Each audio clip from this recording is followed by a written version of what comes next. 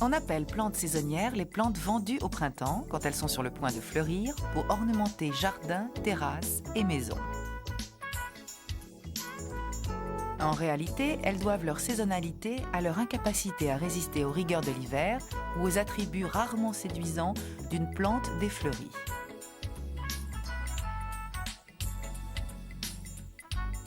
Ainsi, au printemps, les jardineries regorgent d'une multitude de plantes vendues précisément de manière saisonnière.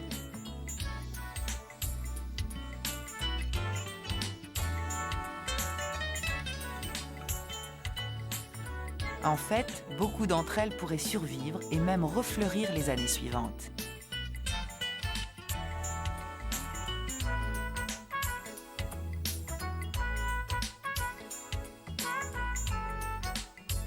Le bégonia Saint-Père-Florin, c'est une des espèces de bégonia les plus répandues. Il a des racines fasciculées et peut atteindre 15 à 25 cm de hauteur. On le reproduit en semant ses graines ou en le bouturant. Exposition mi-ombragée ou lumière indirecte. Couleur blanche, rose ou rouge. La tige est charnue, les feuilles peuvent être de différentes couleurs qui varient du vert clair au vert bronze.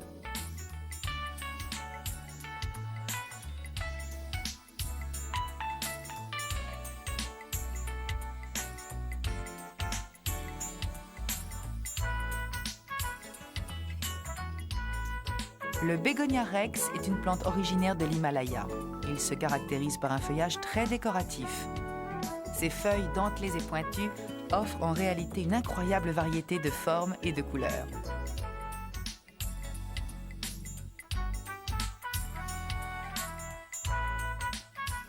Il doit être éloigné des rayons du soleil, mais exposé à la lumière naturelle. Ses feuilles sont de couleur verte, rouge, rose et argentée. Le bégonia multiflore est une plante tubéreuse. Elle est vendue comme plante saisonnière, mais ses tubercules se conservent tout l'hiver à une température de 10-13 degrés et peuvent être replantés au printemps. Il doit être exposé en pleine lumière. Il fleurit tout l'été jusqu'au début de l'automne et peut être de couleur jaune, orange ou rouge dans des dégradés infinis.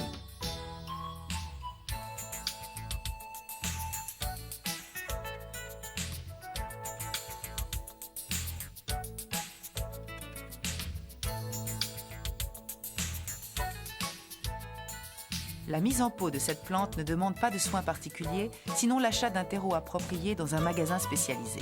Cependant, en ce qui concerne les bégonias, il n'est pas inutile de signaler un mélange qui peut donner d'excellents résultats pour leur croissance.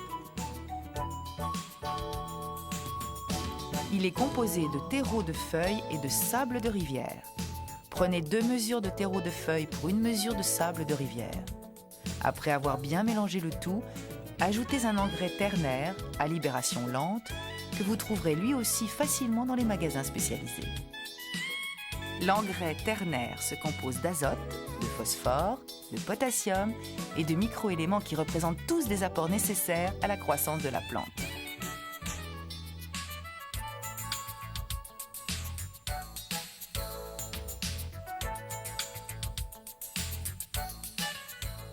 Il est important que l'engrais soit à libération lente pour qu'il se libère lentement au cours des arrosages, apportant ainsi ces éléments nutritifs à la plante pendant longtemps.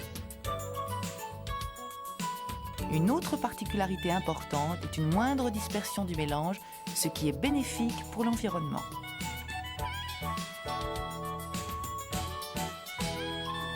Cultivez les bégonias dans de grandes jardinières. Nous allons voir quelles précautions prendre par rapport au bac.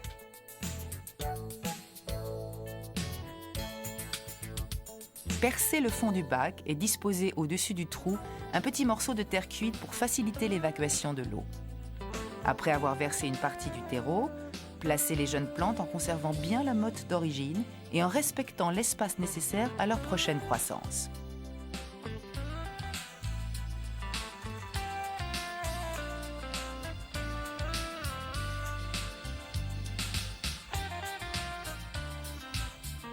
Comblez ensuite les espaces vacants avec le reste du terreau en vous attachant à bien tasser la terre autour des racines.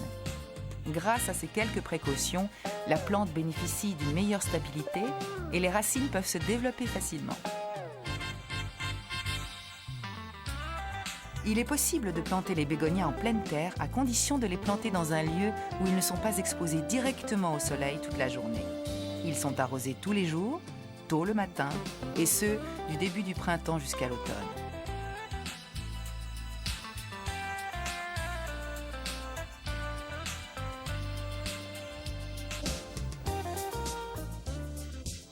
En pleine terre, le bégonia reçoit de l'engrais dès le début du printemps. Utilisez un engrais liquide qui se dilue dans l'eau d'arrosage. Pour les bégonias, il est préférable de n'utiliser que la moitié de la dose conseillée. Administrez l'engrais un arrosage sur 3. Nous vous recommandons de ne pas augmenter les doses conseillées, aussi bien au niveau de la fréquence des arrosages avec engrais que de la concentration de l'engrais, car la plante pourrait en souffrir.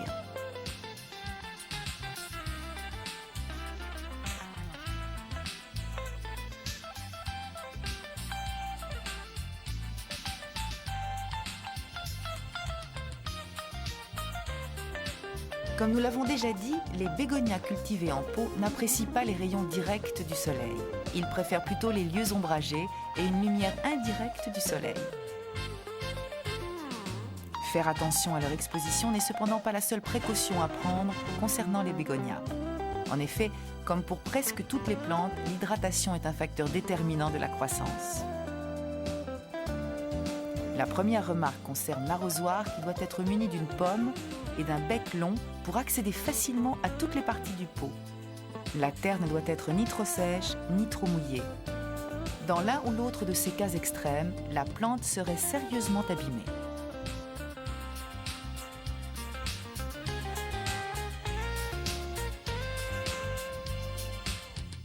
Pendant l'été, nous vous conseillons de mettre dans la soucoupe du gravier que vous arroserez. L'évaporation de l'eau de la soucoupe humidifie les feuilles, procurant un rafraîchissement idéal pendant les périodes de grande chaleur. Vous pouvez reproduire le bégonia semperflorens par bouture, ce qui signifie que vous pouvez donner naissance à une nouvelle plante en coupant une branche du bégonia mère. La branche prélevée a entre 5 à 8 cm de long.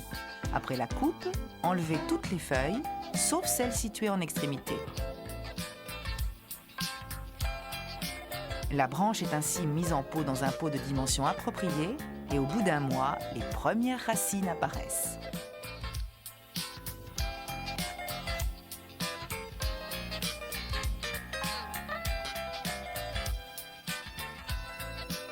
Dans la maison, le bégonia rex est placé de façon à recevoir indirectement la lumière du soleil, près d'une fenêtre exposée au nord par exemple.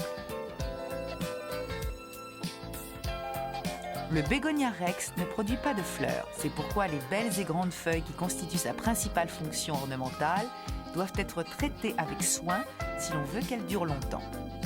Enlevez la poussière qui tend à s'accumuler sur ces grandes feuilles. Le mieux est de dépoussiérer avec une éponge humide, surtout pendant l'été, mais vous pouvez aussi utiliser un plumeau à poussière. Vaporisez les feuilles tous les 3 ou 4 jours avec un vaporisateur à jet fin, tandis que la plante est arrosée 2 fois par semaine en été, en prenant soin, dans ce cas, de ne pas mouiller directement les feuilles. Il faut absolument éviter les lustrants pour feuilles à base de cire qui bouchent les stomates et empêchent la transpiration de la plante.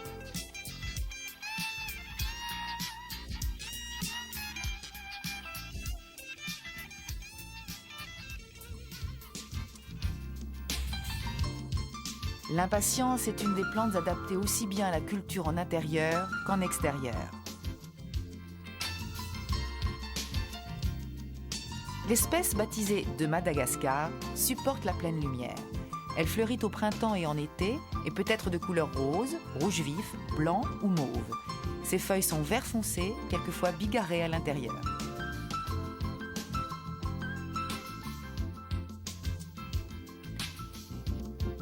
L'impatience la plus courante diffère peu de l'espèce précédente aussi bien dans son aspect que pour sa culture. Elle est à exposer en pleine lumière, sur un balcon ensoleillé ou dans le jardin. Elle fleurit au printemps jusqu'à la fin de l'été. Ses feuilles vertes sont légèrement dentelées sur les bords. Sa couleur va du lilas au blanc, en passant par des rouges de différentes nuances.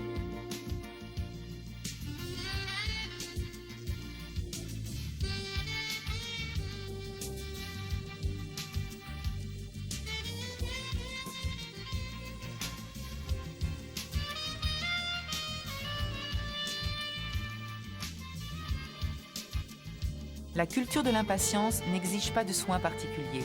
Pour sa mise en pot, vous pouvez utiliser un terreau universel que vous trouvez dans les magasins spécialisés. L'impatience doit être rempotée tous les ans après la première année. Un grand pot n'est pas nécessaire, car elle fleurit mieux quand la plante est comprimée dans son pot.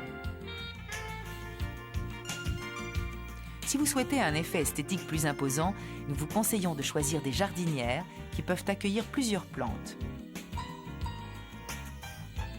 Ces compositions viennent décorer les terrasses ou les bordures d'allées, exploitant l'exceptionnelle variété de couleurs offertes par cette plante.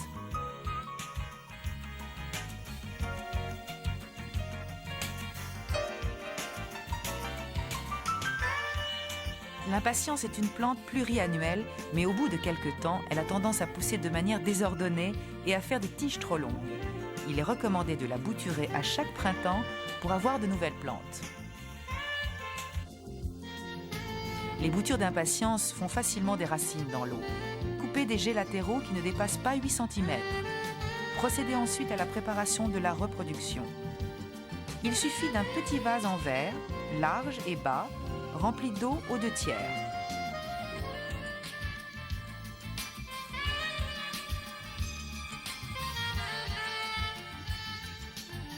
Dans le fond du vase, mettez 2 ou 3 morceaux de charbon de bois. Le vase est ensuite couvert avec du papier d'aluminium que vous maintenez avec un élastique. Percez quelques trous dans le papier d'aluminium pour faciliter l'entrée des tiges. Il n'y a plus qu'à insérer les boutures dans le papier pour faire pénétrer les tiges dans l'eau.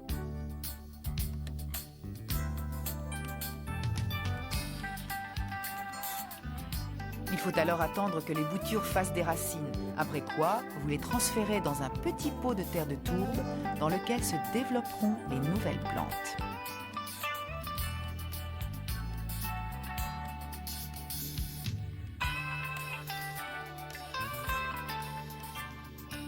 Le Salvia splendens ou sauge est originaire du Brésil. C'est une plante vivace, mais qui est cultivée comme une plante saisonnière, car elle ne résiste pas au froid. La sauge est une plante à buisson qui produit des fleurs en forme d'épi pyramidal.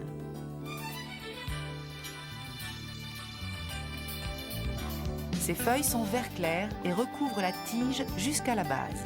Elle doit bénéficier d'un maximum de lumière tout au long de l'année. Elle fleurit du printemps jusqu'au début de l'été. Ses fleurs sont rouges ou rose saumon. La sauge peut être plantée en pleine terre. Ses couleurs vives égayent le jardin, qu'elles soient disposées en plate-bande ou en bordure d'allée.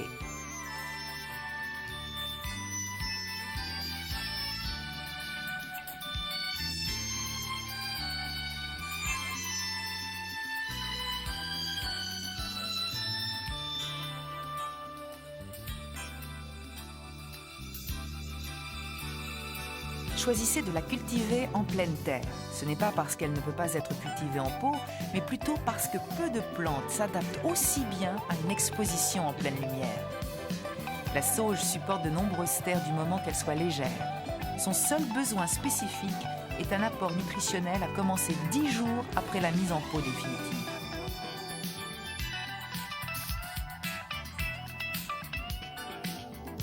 Utilisez un engrais liquide en suivant le dosage conseillé par le fabricant. Le traitement est renouvelé tous les 10 jours si la plante est cultivée en pot ou tous les 5 jours si elle pousse en pleine terre.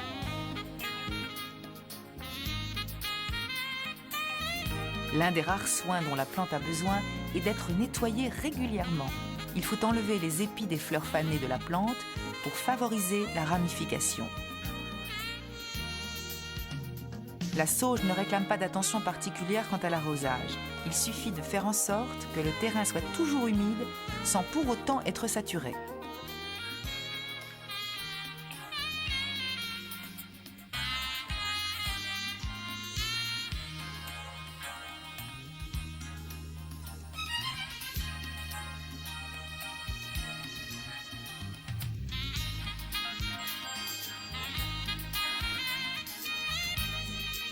Le pétunia est originaire d'Argentine.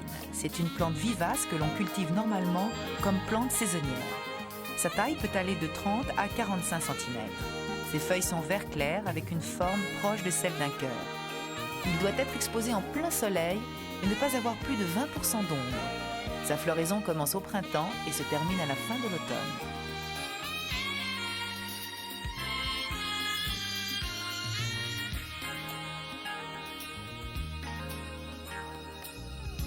Ces fleurs ont la forme caractéristique d'une cloche et l'on en trouve pratiquement de toutes les couleurs, blanches, roses, rouges, violettes, certaines d'entre elles panachées de 2 couleurs.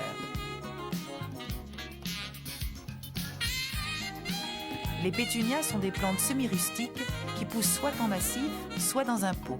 Ils supportent le froid, mais souffrent du gel. Ils sont cultivés dans une terre qui n'a pas de caractéristiques particulières. Vous pouvez prendre un terreau universel. Les pétunias sont mises en terre avec leur motte d'origine. Il faut donc creuser un trou suffisamment grand. Une fois la plante mise en place, prenez soin de bien tasser la terre alentour pour que les racines adhèrent, donnant aux pétunias une meilleure stabilité.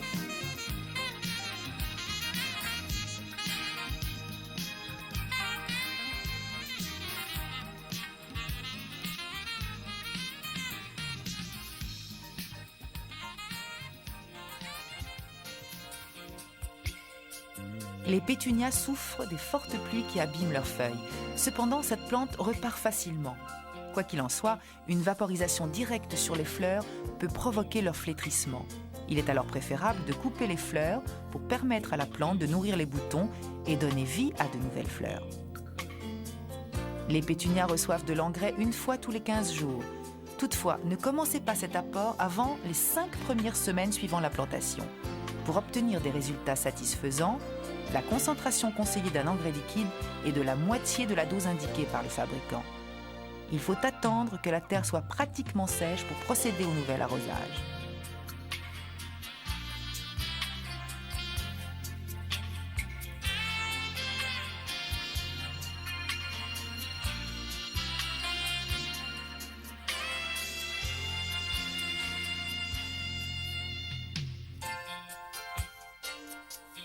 La tagette est originaire du Mexique. C'est donc une plante à qui il faut une atmosphère chaude, sinon très humide. C'est une plante très touffue qui peut atteindre 25 cm de hauteur. Ses fleurs vont du jaune à l'orange et ont quelquefois des macules rouges ou marron.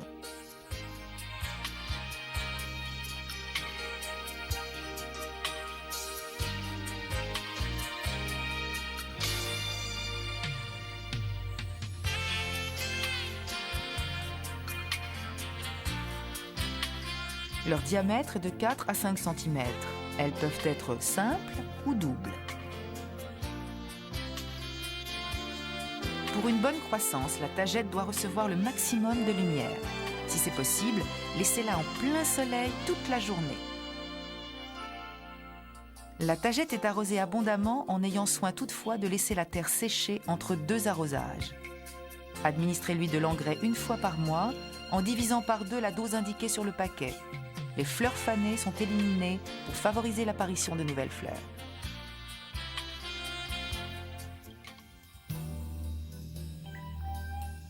L'alice appartient à la famille des brassicacées qui comprend environ 150 espèces, soit annuelles, soit vivaces. Le développement de l'alice va des espèces naines aux espèces à croissance moyenne. Ces fleurs, délicatement parfumées, vont des tons de bleu au blanc. Elles sont regroupées en inflorescences en forme d'étoiles qui fleurissent en juin et juillet selon les espèces. Elles sont plantées à la fin de l'hiver ou au début du printemps et ont besoin d'une bonne luminosité.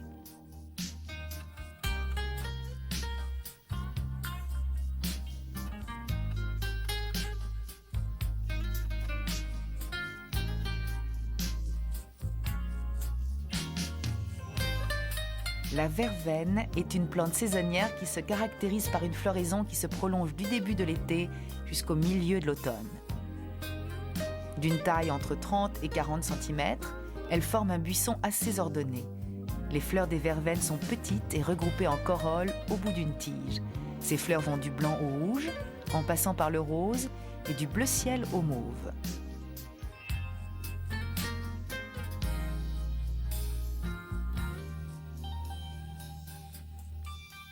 La verveine se cultive en jardinière ou en bac, uniquement pour la mise en pot définitive, car ses racines ont tendance à s'entremêler.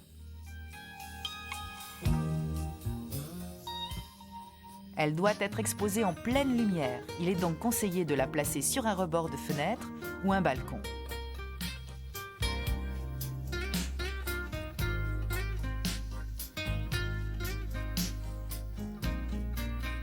Pour sa mise en pot, il est préférable d'utiliser une bonne terre qui est mélangée avec du gravier pour faciliter le drainage de l'eau des arrosages.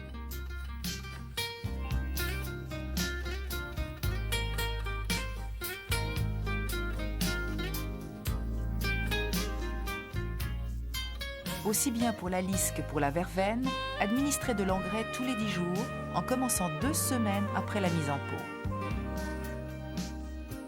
Mélangez un engrais liquide à l'eau d'arrosage ou bien répandez sur le terreau un engrais à libération lente au début du printemps. Il fournit petit à petit les éléments nécessaires à la plante que vous arrosez.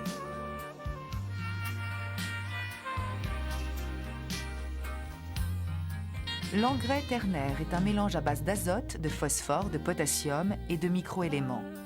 L'azote favorise la pousse des bourgeons et leur croissance. Le phosphore intervient sur la formation des tissus végétaux, tandis que le potassium stimule la coloration des fleurs et l'exhalaison de leur parfum.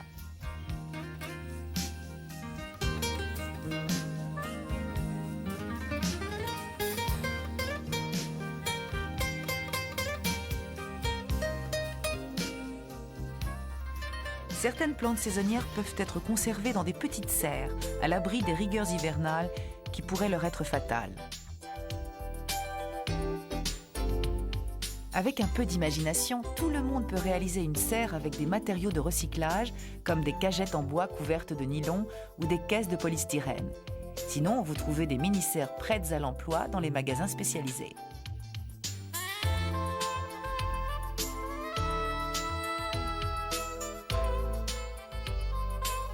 Les plantes saisonnières que vous souhaitez mettre en serre doivent être déplantées de la terre ou de leur pot et mises dans des pots en plastique. Procédez à ce dépotage en automne, avant l'arrivée du gel qui pourrait être fatal à vos plantes.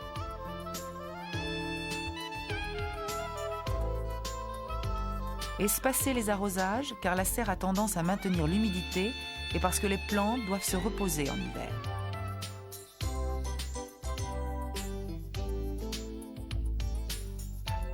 Cultiver les plantes saisonnières en serre demande peu de temps et peu de soins, qui n'en devront pas moins être suivis. Au printemps, en effet, nos saisonnières sont toujours en vie, prêtes à être plantées et à nous réjouir de leurs merveilleuses fleurs.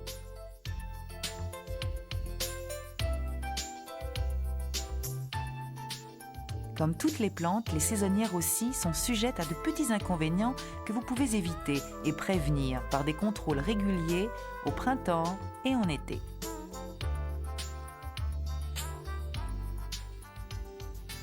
Le bégonia rex. Les racines présentent une couleur noirâtre. Il faut en rechercher la cause dans une fréquence trop élevée des arrosages. Vaporisez l'appareil racinaire avec un fongicide, puis rempotez la plante avec un nouveau terreau.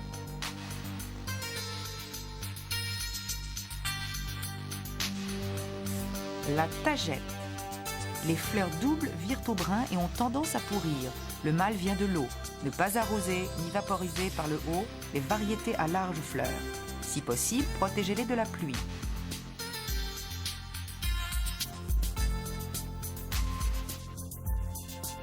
La sauge.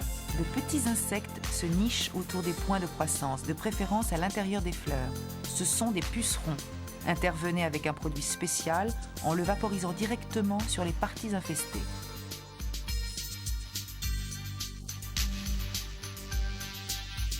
L'impatience, une moisissure blanche et poussiéreuse sur les feuilles et sur les tiges. La plante est infectée par des champignons. Essuyez complètement la plante et placez-la dans un endroit plus chaud, puis vaporisez-la une seule fois avec un fongicide.